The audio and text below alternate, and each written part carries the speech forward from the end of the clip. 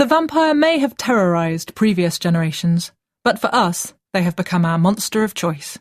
When we find ourselves in peril, a friendly vampire is exactly who we turn to save the day.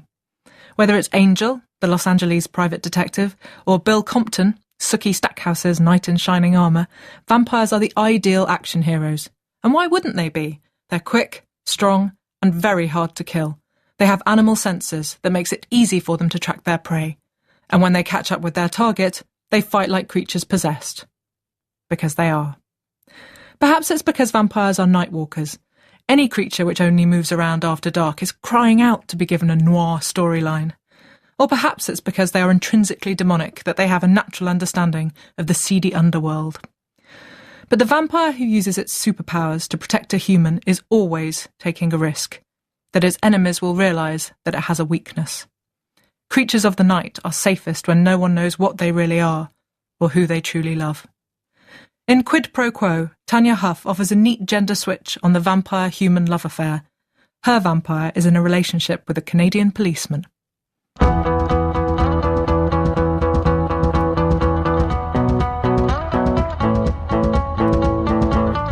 That first dose will keep him out for 4 or 5 hours, and I can safely give him 2, maybe 3 more without ill effects. Setting the syringe aside, he pulled a key ring from the discarded jacket and passed it back without turning. Search the house. If you find her, restrain her, and bring her directly here. Restrain her, boss? I suggest you use a generous amount of duct tape. There were people in the house. 2 of them. Given that their years together had taught her all the rhythms of his life, Vicky could say with confidence that neither of the hearts currently pounding out barely contained fear about 2.5 meters above her head belonged to Metropolitan Toronto Police Detective Mike Salucci, which was interesting, because the house did. As she slid out the end of the packing crate, an alarm went off, freezing her in place. Watch alarm, probably. Shit! Sunset! They were speaking quietly. High emotion but low volume. Not that it mattered. So what? She's not in here. You 100% positive about that, Steve? You sure she's not tucked in between the floors or behind a false wall? Whoever he wasn't stupid, Vicky acknowledged as she lifted the section of the false wall away and moved out into the crawl space. This was unfortunate because he headed towards the door as he spoke, his footsteps and Steve's beating a fast tattoo against the floor. Fast enough to survive? Good question. The crawl space slowed her a little. At just under 1 meter high, it had been chosen for safety, not speed of exit. Out into the laundry room, up the stairs as the door closed, across the kitchen in time to see Steve and the smart guy throw themselves into the car they'd parked in the driveway. Vicky had bet the smart guy wasn't planning on letting Steve drive, and was therefore not the short, bearded white man, but the taller, clean-shaven black man sliding behind the wheel.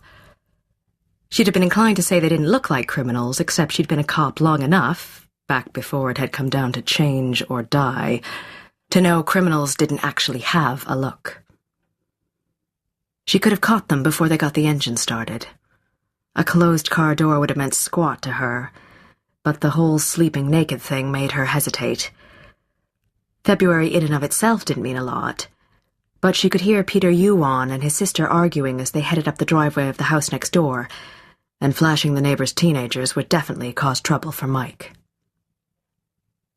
As the black Jetta sped away, she considered the few inarguable facts she had. Not only did Smart Guy and Steve have a pretty damned good idea of what she was, but also thought they knew where she spent the day, and were willing to break into a police officer's house in order to do something about it. The edge of the counter cracked under her grip. "Just what I need," she growled, heading back to the crate for her phone. "A pair of freaking 21st century Van Helsings. Like my life isn't complicated enough."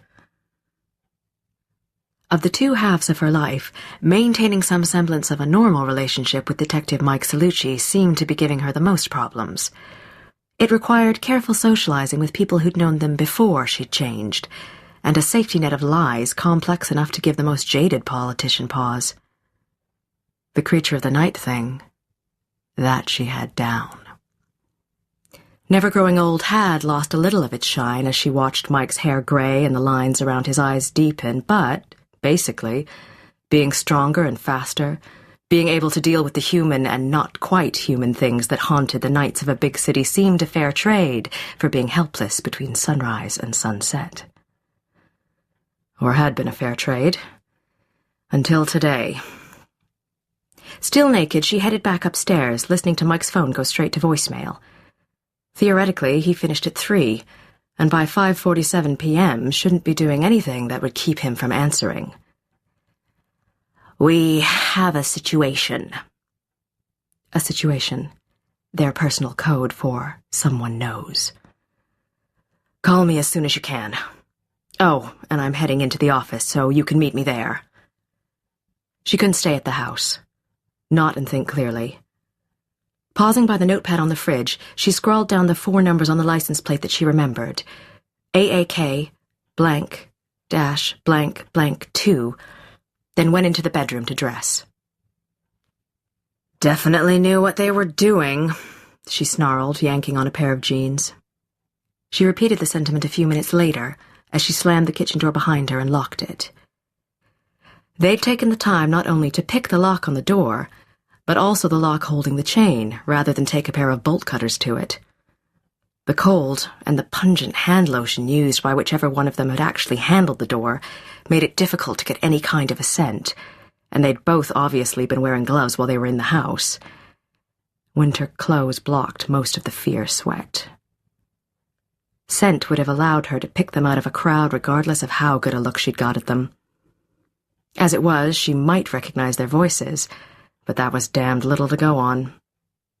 Still, she'd found other men with less.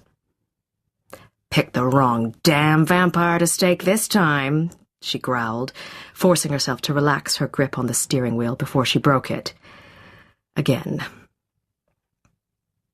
Winter driving in Toronto was never fun.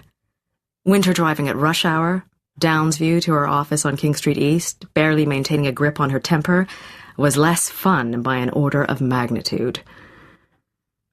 As the door to her office closed behind her, Vicky exhaled what felt like the first actual breath she'd taken since sunset and admitted that just maybe the break-in, not to mention the possibility of true death that came with it, had left her a little tense.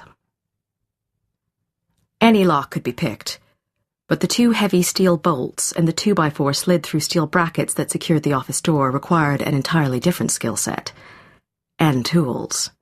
And would likely attract unwanted attention from the other tenants in the building. She was safer here in the day than she was at Mike's. She'd given up that safety for Mike. But then Mike had given up normal for her, so if someone somewhere was keeping score, the game was tied as far as Vicky was concerned. "By sunrise," she muttered, crossing the room to her desk, "I'd like that to be completely irrelevant." Find the car. Find out who owned it. Neutralize the threat. A few months ago, she'd had dinner with a man who designed databases for the Ministry of Transport. He didn't know it, but after she'd fed, he'd built her a back door into the system and set up the search protocols that allowed her to make the best use of it. With the day denied her, it was nothing more than a way of evening the odds. Model and license information had just been entered when her office phone rang. The caller ID showed Mike's cell number. Speak of the devil. "Hey, in case you didn't get my message, we have a situation." "You have more than that, Miss Nelson. You have one chance to save Detective Salucci's life."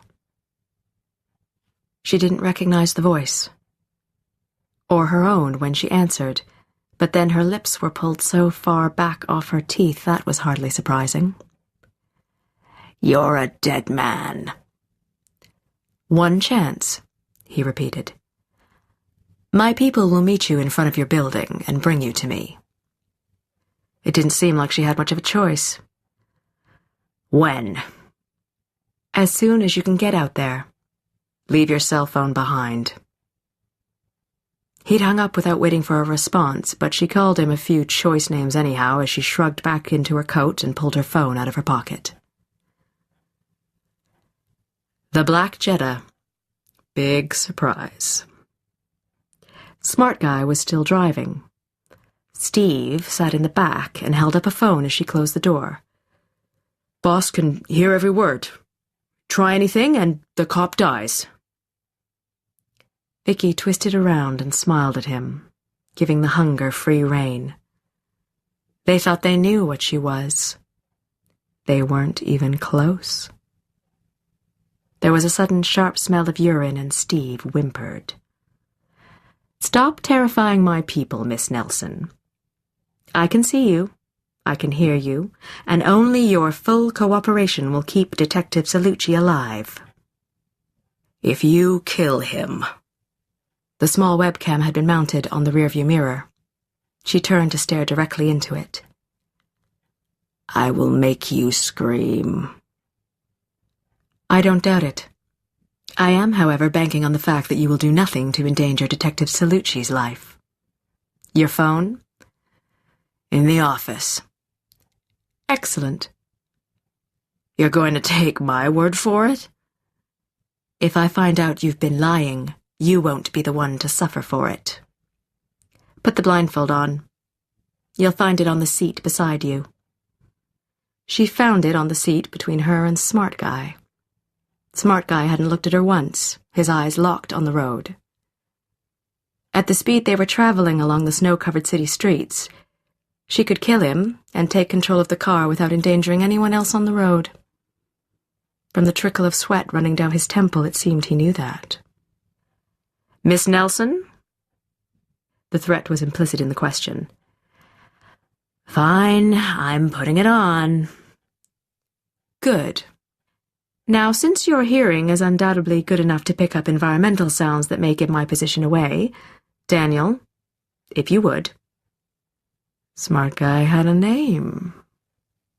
Vicky felt the air currents in the car shift, heard the click of a switch, the whir of a CD, and the dulcet tones of Celine Dion at a decibel level that had to be causing as much pain to the other occupants of the car as it was to her. Unless, of course, her 21st Century Van Helsing had recruited his minions from GayMenTrappedInThe90s.com. Couldn't you just distract me by telling me your evil plan? She muttered, hands up over her ears. Whatever he's paying you guys, it isn't enough. Celine slid into My Heart Will Go On. Vicky sang along. No reason they shouldn't start suffering now. 14.5 songs later, they turned onto what felt like unplowed ruts. Before the 15th song finished, Daniel turned the car off and Celine fell silent. All three of them breathed a simultaneous sigh of relief. Stay in the car, Miss Nelson, until Daniel comes around and opens your door. By having Daniel do it, both minions were on the same side of the car as she was. Easier for one to react if she killed the other. Van Helsing was wasting his redundancies since no one was dying until Mike was safe. She stretched as Daniel closed the door behind her. Turn to your right, Miss Nelson. Vicky turned. Now walk 20 paces. 4 paces took her through a doorway and inside an unheated building. Approximately 2 meters behind her on the left, Daniel matched his pace to hers, while on the right, Steve's boots thumped out an arrhythmic beat, the echoes defining a large, empty space.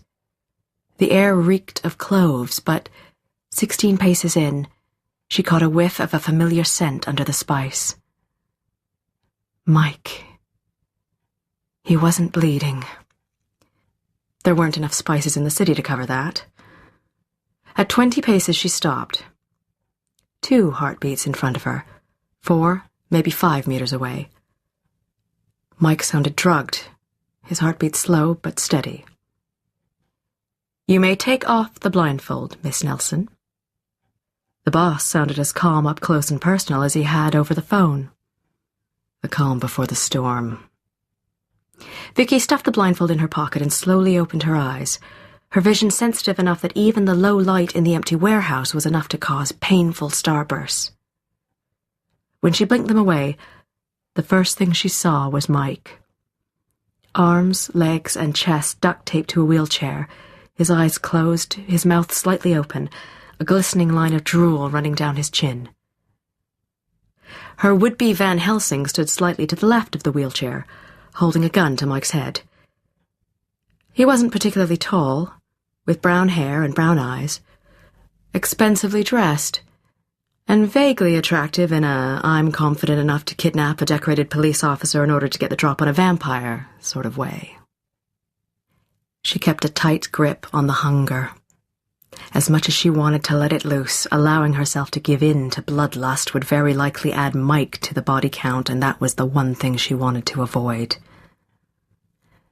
"We meet at last, Miss Nelson." His words created a vapor cloud. Hers didn't. "You do know that it's entirely possible I could kill you before you could pull the trigger?" "I know."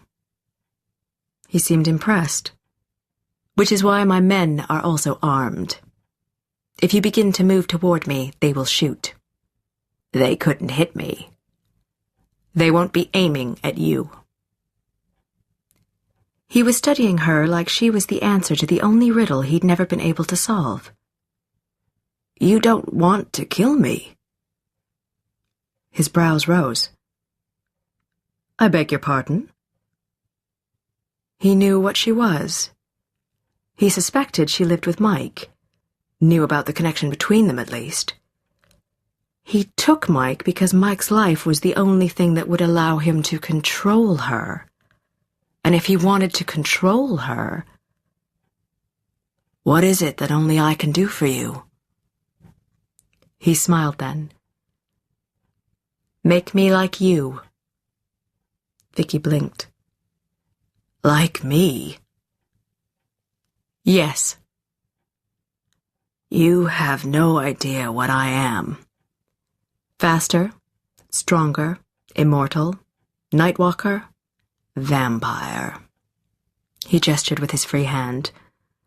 "A piece of evidence here, a rumor there, a camera you weren't aware of.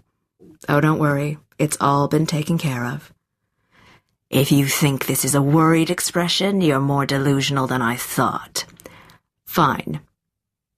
Don't feel you need to start ripping throats out to cover your tracks. It's all been taken care of.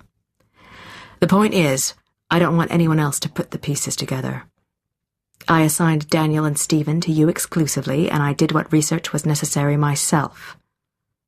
The only thing I haven't discovered is why." "Why?" "Why you would take the risks involved in tying yourself to a mortal life." She couldn't stop her lips from lifting off her teeth. "There's a lot of backstory."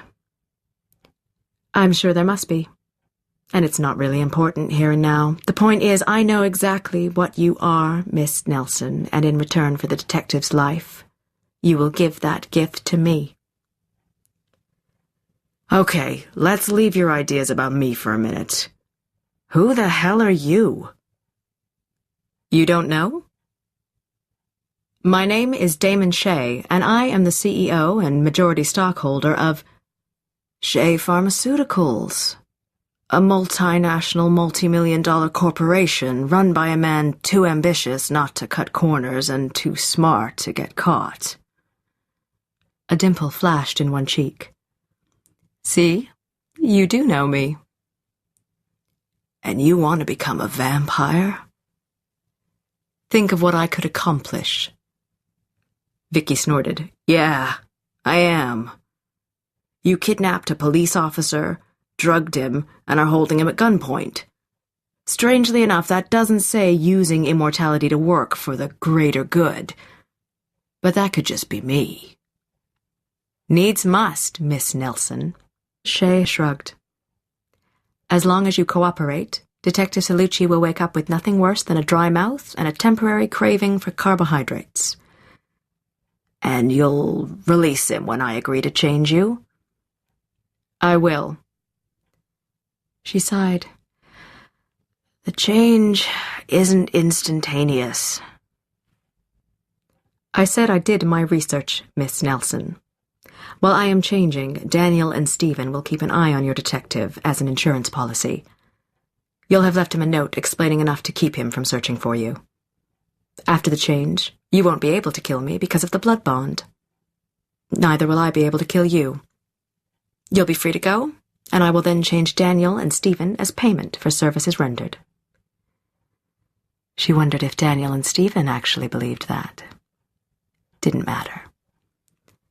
"So," he continued, "here's what's going to happen. You are going to sign the note I've already written. You will allow me to secure you. Daniel and Stephen will take the detective home, and we will get started. There is no way out of this, Miss Nelson. I've covered every contingency." The bang of a fist against the warehouse door was so loud and unexpected the shouting wasn't entirely required. "Open up! This is the police!" One of them, she expected was probably Daniel, kept his head and pulled the trigger as she began to move. The round caught her just under her left shoulder, and the pain broke the last of the hunger free. Her hand around Shay's hand and the gun, she crushed the bones against the metal. He screamed. He smelled like terror now. Vicky smiled. "Time to leave." Flicking the bloody remains of Shay's trigger finger out of the way, she turned just far enough to put a bullet into both Daniel and Stephen's heads, then threw the moaning man up over her good shoulder and ran for the other end of the warehouse. She could have broken the door down, but she shot the lock off and shoved it open carefully enough to keep from ripping it off the hinges. Scuffing her feet through the snow to keep from leaving a clear impression, rage keeping her moving at nearly full speed in spite of the wound and the struggling man, she stopped by a set of tire tracks, then made an impossible jump across them to a bit of bare rock, looked down, smiled again, and dropped down into the ravine. When she figured she was far enough from the warehouse to delay discovery, she tossed Damon Shay down into the snow. He stared up at her, eyes wide and shocky. "You called the police?" "Yeah, before I left my phone in the office." One of the benefits of fighting to maintain some semblance of a life with Mike was that she still had friends on the force. She'd reported the threatening phone call and passed on the information about the car she'd seen lurking around the house. "Research? That whole vampires are lone predators thing? That we never share our territory? That we're top of the food chain? That we walk alone? You researched vampires, Mr. Shay." Crouching in the snow beside him, she gave his shoulder a friendly pat. "You didn't research me. And you know what you also missed considering? People in the process of breaking the law tend to overreact when the police show up." The banging on the door had caused one of the minions to panic, shooting the boss, who shot them both and ran for it. There were likely drops of her blood in the warehouse as well as Shay's, but given the way budget cuts had created a massive backlog in the labs, and given that the scene was pretty self-explanatory, the odds were good they'd never run the tests. She thought about explaining all that to Shay, but the scent of his blood, steaming a little in the cold, loosened the last of her self-control. They lost Shay's tray for a while, but they found his body later, down in the ravine. Bastard slipped, cracked his head on a rock, and between that and the blood loss, well, it was -27 when they found him, and there wasn't much left. A pack of feral dogs, or maybe coyotes, had torn the body apart. But they found his weapon. 3 shots fired, 2 into his men, and 1 into the lock on the rear door. Running ballistics is just a formality, really. "Thank you, Constable." Eyes silvered, Vicky held his gaze with hers. He shivered as her voice whispered across his skin. "Do you..." "Shh." She laid her finger against the swell of his lower lip. "I wasn't here, and you didn't tell me any of this." When he nodded, she slipped past him and into Mike's hospital room. He looked completely wiped, but he opened his eyes when she took his hand, obviously having been waiting for her to show up. After a moment, he closed his fingers around hers and squeezed. "What time is it?" 5:50. "You're cutting it close." She stayed to make sure that the police who found Damon Shea's body found what she wanted them to find. "I've got time. You gotta love a February night." Mike's mouth twisted into something that wasn't quite a smile. "No, I don't, actually." "Well, maybe not this February night." "Vicky." He paused and searched her face. Hospital rooms were never entirely dark, and she had no idea how much he could see. He often saw more than she wanted him to. Finally, he sighed, yawned, and said, "I've been lying here trying to figure out why Damon Shea, of all people, would grab me. I mean, there's a lot of lowlifes out there who might want to get their own back, but Shea? It doesn't make sense." He met her gaze then, one of the very few who still could, and said, "You have blood on your sleeve." That was impossible. She changed her. When Mike's brows rose, she sighed. "That's what I thought." And she was just as glad he didn't say exactly what he thought, given the blood that wasn't on her sleeve. "Shea was using me to get to you." "It didn't work." "Yeah, this time. But I'm a danger to you." "Given that you were the one grabbed and drugged," it seemed reasonable to skip telling him about the gun to his head, "I'd say I was a danger to you." "So," he dragged her hand over onto his chest, "what are we going to do about it?" She supposed she'd always known it would come to this. It wouldn't be easy finding another territory, but she'd have to get out of the city entirely to put enough distance between them. To her surprise, he laughed before she could say anything. "You've always thought too loud, Vic. And you've always been my weakness from the moment I first met you, same way that I've been yours. And we've always lived the kind of life where people could use that against us. So, we'll do what we've always done."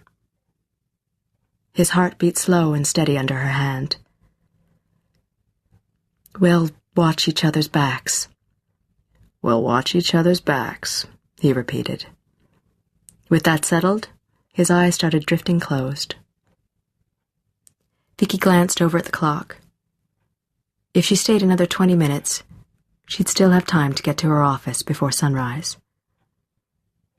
As she watched him sleep, she realized that Shea had entirely missed the point.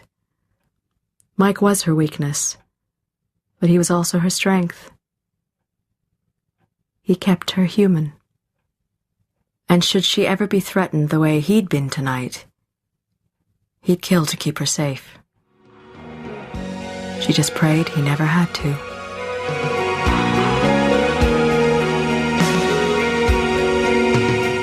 Genevieve Adam was reading Quid Pro Quo by Tanya Huff. The presenter was Natalie Haynes, and the story was abridged and produced by Gemma Jenkins.